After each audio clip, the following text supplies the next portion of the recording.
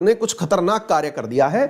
खतरनाक से मतलब यह है कि ऐसा काम जिसकी वजह से सुप्रीम कोर्ट की इज्जत जो है ना वो आसमान में चली जाएगी। बोले आप कहेंगे ऐसा कैसे साहब, ऐसा कौन सा काम कर दिया?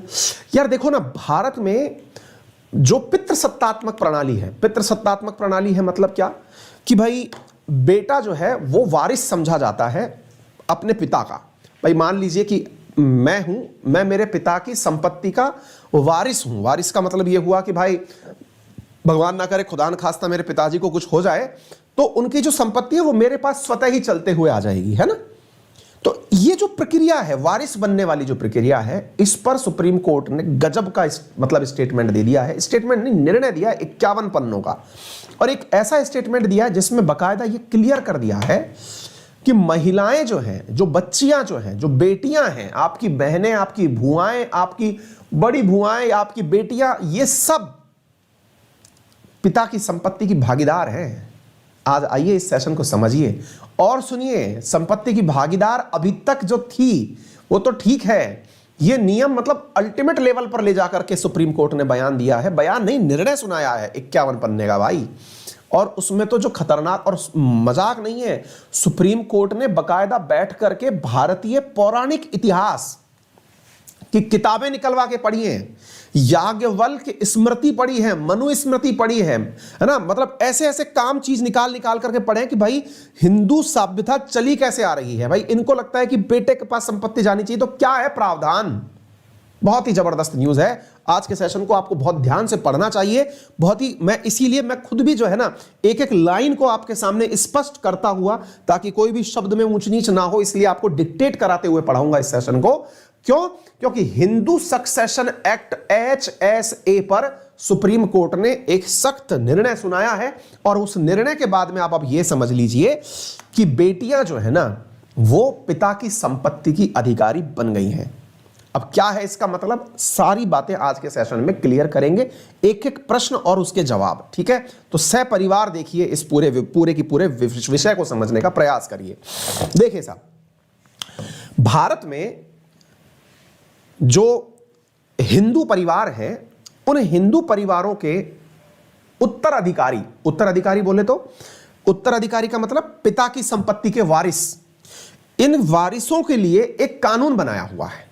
और वो जो कानून बनाया हुआ है ना, ये कानून हिंदू सक्सेशन एक्ट 1956 के तहत बनाया हुआ है। इस कानून के तहत क्या कहा गया है? इस कानून के तहत कहा गया है कि पिता की संपत्ति का बिना कहे, अगर मान लीजिए पिता अपनी वसीयत लिखना भूल जाए, यानी कि एक प्रकार से समझिए कि पिता मरने से पहले अपनी वसीयत के ऊपर टिप्पणी करना भूल गए, लिखना भूल गए, तो इन दैट केस पिता की संपत्ति का जो वारिस है वो स्वतः ही बेटा हो जाएगा। पहला पॉइंट तो ये समझिए, ये 1956 का एक्ट है जिसके माध्यम से ये कहा गया है। तो यहीं से शुरू करते हैं एक एक सवाल को समझना। क्या है? मान लीजिए कि 1956 का सक्सेशन एक्ट मानते हैं और हम कहते हैं कि पिता अपनी वसीयत के बारे में कुछ नहीं लिख के जा पाए, तो उनका जो बेटा है वो स्वतः ही उत्तराधिकारी बन जाएगा। वसीयत, विल, फिल्मों में देखी होगी आपने कि विल लिखते हैं आदमी कि भाई मेरी संपत्ति इसके बीच में बंटनी चाहिए, लेकिन अगर नहीं लिखा तो कोई बात नहीं, वो आपके बेटे को बात स्वतः ही चली जाएगी। लेकिन अब सुप्रीम कोर्ट के प्रावधान को अगर आज की भाषा में पढ़ें तो आज की भाषा कहती है कि वह संपत्ति ना केवल बेटे के पास जाएगी बल्कि उस पिता की पुत्रियों में भी बटेगी। अब आप पूछेंगे कि सर पुत्री जो है वो विवाहित है, अविवाहित है, मतलब घर में है, तलाकशुदा है, क्या है, कैसी भी है, अगर पिताजी ने संपत्ति का बंटवान नहीं किया था, पिताजी ने वसीयत नहीं लिखी थी, तो वसीयत नहीं लिखने पर उनकी जो संपत्ति है उसकी हकदार बेटी भी होगी। यानी कि आप ये कह नहीं सकते कि केवल पुत्रों तक ही संपत्ति जाएगी, यानी कि बेटियों को भी संपत्ति पर पूर्ण अधिकार मिलेगा। अब आप पूछेंगे तो फिर साहब ये बेटियों को संपत्ति पर अधिकार मिलेगा, इसके बारे में मुझे कुछ याद आ रहा है। हमने कहा क्या याद आ रहा है? बोले शुरुआत में तो ऐसा नहीं था।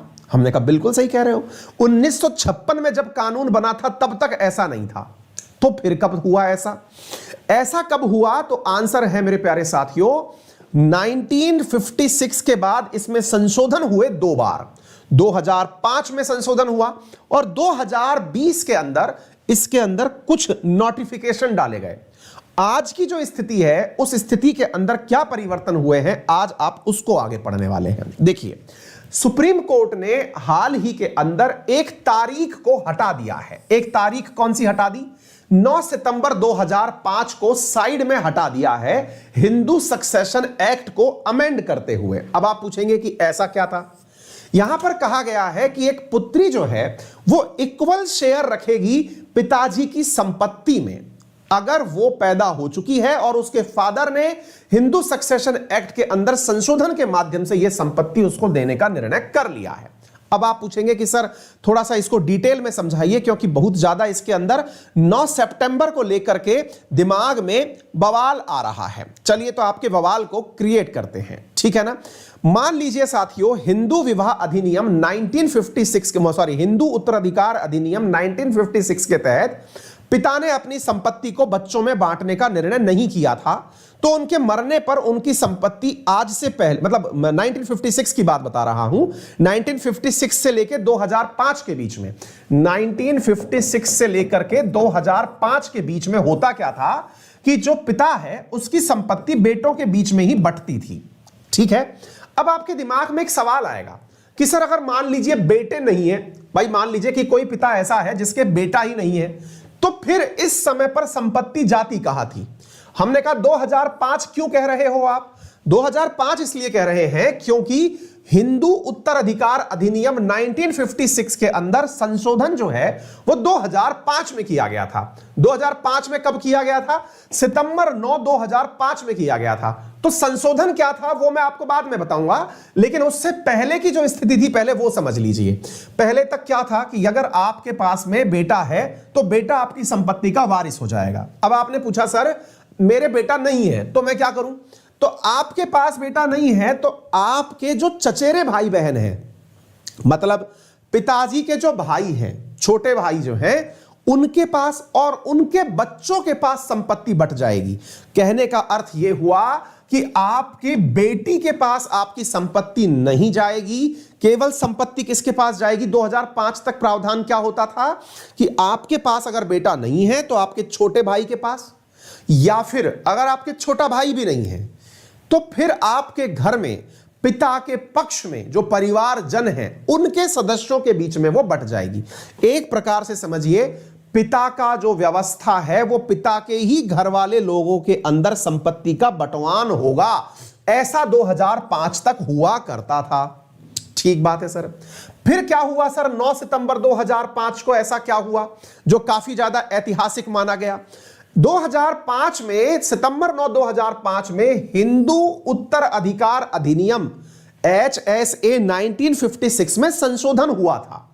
संशोधन के अंदर यह कहा गया था सितंबर 9 2005 को कि आज के बाद में यदि कोई पिता, यानी कि सितंबर 9 2005 के बाद में यदि कोई पिता मरता है, ध्यान से सुनना, यह तारीख बहुत इंपॉर्टेंट रही है, आज से पहले यह तारीख बहुत ज्यादा मायने रखती रही है, इसलिए मैं आपको यह तारीख बता रहा हूं। इसमें कहा गया सितंबर 9 2005 के बाद में यदि कोई पिता की मृत्यु होती है तो उस पिता की संपत्ति पर, 2005 के बाद कोई पिता एक्सपायर हुआ और उसने विल यानी अपनी वसीयत नहीं लिखी, तो उसकी संपत्ति उसके बेटे और बेटियों में बराबर बटेगी। दोबारा सुनिए, पिता जो है अगर वो सितंबर 9 2005 के बाद एक्सपायर हुआ है और वो अपनी वसीयत लिखना भूल गया है, इससे पहले क्या था? बेटों के पास ही संपत्ति जाएगी, बेटों के साथ में पिता के परिवार पक्ष के पास संपत्ति जाएगी। 2005 में क्या कहा गया संशोधन करके कि बेटे के साथ साथ बेटी को भी संपत्ति बटेगी, बराबर हक होगा। लेकिन कट ऑफ तारीख क्या रख दी थी? 9 सितंबर 2005 रख दी गई थी। क्लियर? 9 सितंबर 2005 के बाद अगर ऐसा होगा तो इसका मतलब 2005 से पहले अगर कोई पिता बिना अपनी बेटियों को अधिकार दिए मर गया तो ऐसी स्थिति में बेटियों को कुछ नहीं मिला। ठीक है। फिर 2020 में अचानक सुप्रीम कोर्ट को याद आया कि यार ये संशोधन तो कर दिया, लेकिन ये संशोधन 2005 में जाके वैलिडेट हुआ है, इसको थोड़ा पावरफुल बनाते हैं। पावरफुल बनाते हैं से मतलब 2005 को नहीं, 1956 को टारगेट बनाते हैं, क्योंकि 2005 में तो संशोधन हुआ है, असली कानून तो 1956 में आया था। ऐसी स्थिति के अंदर प्यारे साथियों, सुप्रीम कोर्ट ने वर्ष 2020 में निर्णय लिया कि भाई इस संपत्ति पर जो अधिकार है वो बेटे और बेटियों के बीच में बराबर बटेगा यदि पिता ने अपनी वसीयत नहीं लिखी। यह कानून 1956 को डेडलाइन मानने लग गया था 2020 में, यानी कि 2020 के अंदर यह निर्णय हुआ कि यदि पिता एक्सपायर होता है, वो आज का नहीं, 1956 से लेकर के आज तक कोई पिता अगर ऐसा एक्सपायर हुआ हो जिसने अपनी संपत्ति का बंटवारा नहीं किया था या संपत्ति को देकर के नहीं गया था, तो उसकी संपत्ति अब बेटे और बेटियों में बटेगी। ठीक है, फिर आज नया क्या हो गया? आज नया क्या हो गया? यही लैंडमार्क बन गया, और वो ये है कि सुप्रीम कोर्ट ने हाल ही के अंदर सुनवाई करते हुए इस 1956 के प्रावधान को भी हटा दिया है। देखिए कट ऑफ कैसे नीचे आती जा रही है। 2005 कट ऑफ थी पहले कि इसके बाद के मसले देखे जाएंगे, फिर 1956 आया 2020 के निर्णय में, और अब जो निर्णय आया है सुप्रीम कोर्ट का, उसने तो सारे की सारे रिकॉर्ड ही तोड़ दिए और सम्मान की स्थिति प्राप्त कर ली, और यह कहा कि जो पिता अपनी संपत्ति का बंटवारा करना भूल गए थे या फिर वसीयत लिखना भूल गए थे या फिर नहीं करके गए, उनकी संपत्ति पर अधिकार 1956 ही नहीं, आजादी के बाद से लेकर आज तक कोई सा भी मसला हो वो भैया बेटियों के पास भी जाएगा। अगर बेटा नहीं है तो पूरी संपत्ति का अधिकार बेटी का ही होगा। है इंटरेस्टिंग भाई साहब, यह सवाल इतना इंटरेस्टिंग है, इतनी महत्वपूर्ण खबर है कि इस खबर के बाद में अब संपत्ति के मामले में लोअर कोर्ट्स के पास और हाई कोर्ट्स के पास में केसेस की मात्रा बढ़ने वाली है, क्योंकि भारत में संपत्ति का विवाद सबसे ऊपर आने वाले विवादों में से एक है। हमारे भाई भाई भाई जो लड़ाई लड़ते हैं आजकल, अब भाई भाई भाई बहन भी लड़ाई लड़ेंगे और कोर्ट की धारणा में आप पहुंचेंगे। समझे आप? अच्छा, अब एक इसमें बहुत इंपॉर्टेंट पते की बात हम आपको और बताते हैं, और वो क्या है? बात यह है कि सुप्रीम कोर्ट ने यह निर्णय सुनाया क्यों, और सुनाते समय उसने क्या क्या ऐतिहासिक कार्य किए, अब मैं वो भी बताता हूं। देखिए, सुप्रीम कोर्ट ने इस फैसले को सुनाया इसलिए क्योंकि तमिलनाडु का कोई मसला था। तमिलनाडु के एक मसले के अंदर एक पिता की मौत 1949 में हो गई। 1949 में मौत हुई तो उनकी जो वसीयत थी 1949, यानी 1956 से पहले ही मौत हो गई, 1949 में मौत हो गई। उनकी जो संपत्ति है, चूंकि वो लिखकर नहीं गए कि किसके पास जानी है, तो ऐसी स्थिति में उनकी जो संपत्ति थी वो अब उनके भाइयों में बट गई। किनके भाइयों में बट गई? पिता के भाइयों में। ये मुद्दा कैसे निकल के आया? सुप्रीम कोर्ट ने ऐसे थोड़ी कि अचानक ख्याल आया बोले कुछ तूफानी करते हैं, नहीं नहीं, ऐसा नहीं हुआ है। कोई केस था जो सुप्रीम कोर्ट के पास गया था, तमिलनाडु का कोई केस था, जिसमें था क्या कि एक पिता था, 1949 में उसकी मौत हो गई। वो अपनी संपत्ति जो है वो वसीयतनामा लिख करके नहीं गया था, तो वसीयतनामा ना लिखने पर उसकी संपत्ति उसके मरने के बाद में उसकी एक ही बेटी थी, उस बेटी के पास नहीं जाकर के पिता के भाइयों के पास चली गई। पिता के भाई, भाई के बेटे, उनके बीच में चली गई। अब इस बाप की जो बेटी थी, इस बेटी की भी संतानें थी। इन बेटी की संतानों ने केस कर दिया। किसके ऊपर केस कर दिया? भाइयों के ऊपर, जो बाप के भाई थे, कि भाई इन्होंने हमारे बाप की संपत्ति कैसे ली? हमारे पिताजी मतलब नाना जी मरे थे तो संपत्ति हमारी होनी चाहिए। यह केस लेकर के लोग पहुंचे तमिलनाडु के किसी लोकल कोर्ट में, सिविल कोर्ट में। सिविल कोर्ट ने फैसला दिया कि नहीं बेटा, तुम नाती हो, नाती रहोगे, तुम्हारे पास संपत्ति नहीं आएगी, पिताजी के भाइयों के पास ही जाएगी। बोले साहब ऐसा क्यों बोल रहे हो? बोले असल में हम इसलिए बोल रहे हैं क्योंकि भारत में जो हिंदू लॉ बना हुआ है ना, वो हिंदू लॉ बनते समय जिस चीज को रेफरेंस माना गया था, हिंदू उत्तरदायित्व कानून बनते समय जिस चीज को रेफरेंस माना गया था, उसका नाम है मिताक्षरा। यह शब्द याद रखिएगा, बहुत ही इंपॉर्टेंट है। विशेष रूप से यूपीएससी, स्टेट पीसीएस तैयारी करने वाले बच्चे जो हैं ये याद रखें। मिताक्षरा, मिताक्षरा कानून की पालना की जाती है। बोले ये क्या है? बोले बेटा, हिंदू उत्तर अधिकार अधिनियम जब बना था तो उसमें पुराणिक समय से चली आ रही स्मृतियों को पढ़ करके देखा गया था। बोले जैसे याज्ञवल्क स्मृति को विज्ञानेश्वर ने उस पर टिप्पणी लिखी थी, याज्ञवल्क स्मृति पर, जो कि 11वीं शताब्दी में लिखी गई थी। उस ग्रंथ के अंदर लिखा हुआ है कि जन्मना उत्तराधिकार के सिद्धांत क्या होंगे, यानी कि उत्तराधिकार किसे दिया जाएगा, क्योंकि हिंदू लोग जो हैं वो जिन चीजों को मानते आ रहे हैं, ये याज्ञवल्क स्मृति है जिसको लिखित में मानते आ रहे हैं। इसलिए आज भी जब आप हिंदू उत्तराधिकार अधिनियम देखते हैं तो मिताक्षरा को ही पढ़ करके देखते हैं। भारत में उत्तराधिकार अधिनियम 2 कानूनों को देखकर, 2 ऐतिहासिक पौराणिक चीजों को देख करके किए जाते हैं। उनमें से है एक दाय भाग और एक का नाम है मिताक्षरा। दाय भाग और मिताक्षरा क्या है? दाय भाग और मिताक्षरा कुछ और नहीं अपितु हमारे कानून कैसे बने, कानून के पीछे इतिहास है। इतिहास किस चीज का है? हमारी पौराणिक कथाओं का। पौराणिक कथाओं में जो विशेष रूप से बंगाल और आसाम वाला क्षेत्र है, वहां पर उत्तराधिकार के जो नियम हैं वो दाय भाग मत पर निकाले जाते हैं। यह भी एक ऐतिहासिक कोई पौराणिक कथा है, उसके आधार पर निकाले जाते हैं। जबकि उत्तर भारत के अंदर जो उत्तराधिकार के नियम है वो मिताक्षरा उसके ऊपर निकाले जाते हैं। और इसी के ऊपर भारत के अंदर क्या हुआ है, मिताक्षरा के आधार पर ही भारत में हिंदू उत्तराधिकार अधिनियम बने हुए हैं। तो यहां पर प्रत्येक व्यक्ति को जन्म से ही पिता के संयुक्त परिवार संपत्ति का हिस्सेदार माना जाता है। 2005 में संशोधन के बाद लड़कियों को भी इसमें शामिल कर लिया गया है। मिताक्षरा कानून याज्ञवल्क स्मृति से निकल के आया, याद कर लीजिएगा। आजकल हिस्ट्री में इस प्रकार के सवाल बहुत पूछे जाते हैं। फिर जो है वो जो बच्चियां हैं, मतलब वो जो नाती हैं, वो नाती निकल करके चले गए मद्रास हाईकोर्ट। मद्रास हाईकोर्ट में जाकर के उनने कहा कि हमें अपने नाना की संपत्ति चाहिए।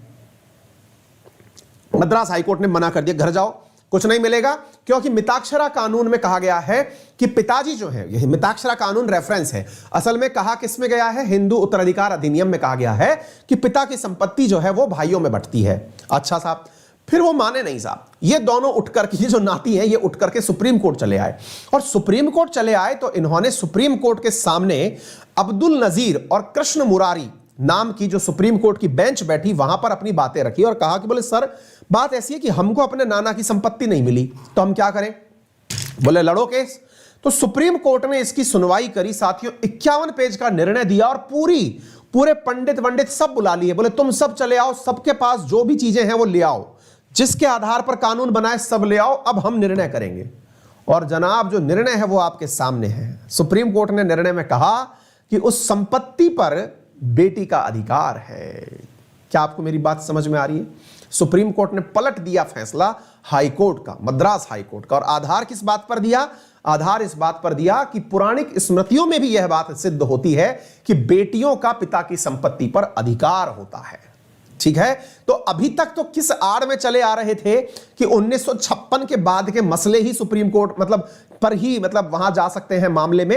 अब थोड़ा पीछे की तरफ भी निकल गए। अब आप में से कई कलाकार एक सवाल पूछेंगे, आप नहीं तो आपके परिवारजनों के बीच में एक क्यूरोसिटी पैदा हो जाएगी कि साहब मैं तो मेरे बेटे को ही देके जाना चाहता हूं संपत्ति, बेटी तो पराया धन होती है, ससुराल वालों के पास चली जाएगी संपत्ति, फिर हम क्या करेंगे? जेन्युइन सवाल है भाई, उनका जो सोचना है, क्योंकि हमारी सभ्यता मेरे एक सवाल पढ़ाने से थोड़ी बदल जाएगी। तो फिर क्या है साहब? बोले साहब हम तो ये चाहते हैं कि बेटी के पास संपत्ति, चलो बेटी तो अपनी है साहब, लेकिन बेटी के नाम पर फिर उसके ससुराल वालों के पास चली जाएगी संपत्ति, फिर क्या होगा? है ना? तो अब सुनिए, आपको मैं आंसर देता हूं। पहला आंसर तो यह है जनाब कि पिता की संपत्ति बेटी के पास जाती है, बेटी के घर वालों के पास नहीं जाती है। अर्थात यदि भगवान ना करे कि उस बेटी को भी कुछ हो जाए तो बेटी के ससुराल पक्ष को संपत्ति नहीं जाएगी, वो वापस पुराने पक्ष को लौटकर चली आएगी, यानी पैतृक पक्ष के पास ही संपत्ति आ जाएगी। अर्थात संपत्ति का जो क्रम है वो बेटी से ससुराल पक्ष की तरफ शुरू नहीं हो जाता, बेटी के साथ साथ पिता के पक्ष में ही रहता है, लेकिन तुरंत उत्तरदायी जो बनाया गया है वो बेटी को बनाया गया है। पहला तो पॉइंट ये क्लियर करिए। दूसरा पॉइंट, क्या सर ये अब जरूरी हो गया है कि बेटे और बेटी में संपत्ति बराबर बंट के ही रहेगी? जी नहीं, ये कंपलसरी नहीं हुआ है। ये कहा गया है, मैंने बार बार आपसे कहा है कि यदि आप वसीयत लिखना भूल गए हैं, वसीयत लिखना भूल गए हैं से मतलब पिता जो हैं वो अपनी विल में ये नहीं बता पाए कि मेरी संपत्ति मेरे चले जाने के बाद किसकी होगी, तो ऐसी स्थिति में बेटी हकदार बनेगी। अगर पिता मरने से पहले अपनी वसीयत में अपनी पूरी संपत्ति किसी चैरिटेबल ट्रस्ट को, किसी अनाथालय को, किसी मंदिर को, किसी मस्जिद को, कहीं पर भी दान करके चले गए, तो फिर उसके ऊपर कोई भी अधिकार नहीं लड़ सकता। वो आपकी अपनी संपत्ति है, आप उस पर कानूनी रूप से आप लिखकर चले गए कि मैं अपनी पूरी संपत्ति अपने ही बेटे को देना चाहता हूं, बेटी को नहीं देना चाहता। अगर आप ये लिखकर चले गए तो फिर वो संपत्ति आपके बेटे के पास ही रहेगी, बेटियों के पास नहीं जाएगी। उम्मीद है कि आप लोगों को यह बात समझ में आ रही हो, विल का कंसेप्ट क्या है और किस प्रकार से यह हिंदू उत्तराधिकार नियम के अंदर यह सबसे बड़ी बात बन के आई है। अब कुछ बच्चे जो हैं यहां पर एक लाइन मेंशन कर रहे हैं कि सर इससे तो भाई बहनों के बीच में लड़ाई हो जाएगी। बेटा मतलब एक सिंपल सी बात मुझे बताइए, कुछ बच्चे यहां लिख रहे हैं, मोहित लिख रहे हैं कि सर इससे तो भाई बहनों के बीच में विवाद बढ़ जाएगा। विवाद की जो सबसे बड़ी जड़ है ना, वो ये है कि आप भाई बहन कहते तो हैं लेकिन मानते नहीं हैं। मानते नहीं है से मतलब यह हुआ, जब बहन आपकी अपनी बहन है तो फिर किस बात का यह विवाद करना कि उसके पास संपत्ति चली जाएगी तो कोई चीज चली जाएगी। देखिए एक सिंपल सी बात बताता हूं मैं, पता नहीं आप इसे कैसे देखते हैं। इस दुनिया में जितनी भी प्रकार की संपत्ति आपको दिखाई दे रही है, हालांकि यह मेरा फिलॉसॉफिकल मत है जिससे मैं खुद कन्विंस रहता हूं, बाकी मर्जी आपकी है। आपके आसपास जितने भी प्रकार की संपत्ति दिखाई दे रही है, चाहे लाल किला दिख रहा हो, है ना, चाहे ताजमहल दिख रहा हो या जो भी दिख रहा हो, वंस अपॉन ए टाइम इनके कोई ना कोई मालिक रहे, लेकिन आज वह सरकारी संपत्ति बनके सरकार उन पर जा रही है। बढ़िया से आप जाके फोटो खिंचा के चले आते हैं। यार ये संपत्ति कोई साथ में लेके कहीं नहीं जाता, आप चले जाएंगे ये सब यहीं रह जाता है ना। तो आप अपने परिवारजनों को भी समझाएं कि अपनी संपत्ति से अथाह मोह जो है वो अच्छा नहीं है ना। ठीक है, मतलब आपकी मर्जी है, आपको लगता है कि आप आने वाले जीवन में भी आप ही इसकी रखवाली करेंगे, लेकिन साहब मैंने तो आज तक ऐसा कोई व्यक्ति नहीं देखा जो मरने के बाद फिर से प्रकट होकर आया हो और कहा हो कि ये मेरा प्लॉट है, खाली कर दे। ऐसा मैंने आज तक नहीं देखा। इंसान जिंदगी भर संपत्ति के लिए फाए फाए फाए फाए करता है, मैं ये भी ले लूं, मैं ये भी ले लूं। कुछ भी नहीं है, एक साइकोलॉजिकल सेटिस्फेक्शन है। उसे तो आप वैसे भी ले सकते हैं, वैसे ही समझ लो कि ये दुनिया आपकी है, तो सबसे बड़ा सेटिस्फेक्शन आपका है। तो ये सब चीजें हैं, मतलब थोड़ा फिलोसॉफिकल है लेकिन समझने के ऊपर है। ठीक है, खैर एनीवे, तो उम्मीद है आपको यह बात समझ में आ गई होगी। तो यह बात क्लियर हो गई होगी। कोर्ट ने स्पष्ट कहा है कि किसी महिला के लिए संपत्ति का अधिकार उसकी जिंदगी तक ही सीमित नहीं रख सकते। अगर उसके अपनी जिंदगी में वसीयतनामा बना दिया गया हो तो उसकी मृत्यु के बाद वसीयतनामे के आधार पर उसकी संपत्ति का अधिकार सौंपा जाएगा, यानी वसीयतनामा जिस जिस हिस्से में अपनी संपत्ति दे। ये सब बातें मैंने बता दी हैं, सब लिखित में दे दी हैं आपको, ठीक है ना। जो भी बातें मैंने बताई, हिंदू सक्सेशन अधिनियम क्या होता है, ये सब चीजें मैंने आपको बता दी है। पुराना कानून, नया कानून, सब लिखित में दे दिया है। कंटेंट इसके तुरंत बाद, क्लास खत्म होने के बाद में मेरे टेलीग्राम चैनल अंकित अवस्थी सर पर आपको मिल जाएगा। पढ़ना तो रिपब्लिक डे के अवसर पर 25 तारीख से लेकर 27 तारीख के बीच में यदि आप अनअकैडमी से कोई भी सब्सक्रिप्शन परचेज करते हैं तो आपको 6 महीने का फ्री एक्सटेंशन उसमें दिया जा रहा है। यदि आप यूपीएससी का सब्सक्रिप्शन परचेज करते हैं तो वर्थ रुपीज ऑफ 45,000 में, मतलब ये न्यू ईयर पर आया था वैसा ऑफर है, ये बहुत ही इंपॉर्टेंट ऑफर है। 1 साल के सब्सक्रिप्शन के साथ में आपको प्लस जीएस का कॉम्बो जो आप लेते हैं, ये मात्र 45,000 में, यानी प्रीलिम्स, मेंस और ऑप्शनल सारी चीजें 1 साल प्लस में 6 अतिरिक्त महीने के लिए आपको दी जाती हैं। यूज माय रेफरल कोड अंकित10 टू अवेल इट। किसी भी प्रकार की कोई दिक्कत हो तो आप हमसे संपर्क कर सकते हैं। हमारे टेलीग्राम पर पूरे रेफरेंस के लिए आपकी सारी जानकारियां उपलब्ध हैं, आप उसे सर्च कर सकते हैं, जानकारी प्राप्त कर सकते हैं। और याद रखिएगा 27 जनवरी तक इस फैसिलिटी उपलब्ध है और लोन फैसिलिटी भी इसमें उपलब्ध है। बाकी अन्य इंफॉर्मेशन हमारे से संबंधित है। मेरा रेफरल कोड है अंकित10, जिसका यूज करके आप अनअकैडमी पर 10% का इंस्टेंट डिस्काउंट प्राप्त कर सकते हैं, फ्री स्पेशल क्लास पढ़ सकते हैं। आज शाम को 7 बजे अनअकैडमी पर इंडियन पॉलिटी की फ्री स्पेशल क्लास है, आप उसे पढ़ सकते हैं। आप ये अनअकैडमी पर सब्सक्रिप्शन लेना चाहते हैं तो हमारे द्वारा आइकॉनिक सब्सक्रिप्शन प्लान भी अवेलेबल है, जिसमें कि आपको पर्सनल मेंटर मिलता है। इसके अलावा लोन फैसिलिटी अवेलेबल है। लोन फैसिलिटी के अंतर्गत आपको 0% इंटरेस्ट रेट के साथ बिना प्रोसेसिंग फीस के आपको लोन मिल जाता है। अगर आप 1 साल का सब्सक्रिप्शन लेना चाहते हैं तो 46,000 में अवेलेबल है। बात की जाए एसएससी कैटेगरी के अंदर, तो एसएससी कैटेगरी के अंदर मेरा कोर्स चल रहा है, आप इसे ज्वाइन कर सकते हैं। सफलता बैच के नाम से CGL और CHSL के लिए चल रहा है, आप इसे ज्वाइन कर सकते हैं। एसएससी कैटेगरी में दोपहर 12 बजे संडे को टेस्ट है, आप उसे ज्वाइन कर सकते हैं, जिसमें वर्थ ₹1 प्रोडक्ट डिस्ट्रीब्यूट किए जाएंगे। 24 महीने का सब्सक्रिप्शन एसएससी कैटेगरी में मात्र ₹7800 में है, जिसे आप मेरा रेफरल कोड अंकित10 यूज करके 10% डिस्काउंट के साथ प्राप्त कर सकते हैं। फिलहाल के लिए इतना ही। अपना ख्याल रखें, बड़ों का सम्मान करें, छोटों को प्यार दें, अपना व्यक्तित्व इस प्रकार से विकसित करें कि महिलाएं आपके साथ सुरक्षित महसूस करें। धन्यवाद।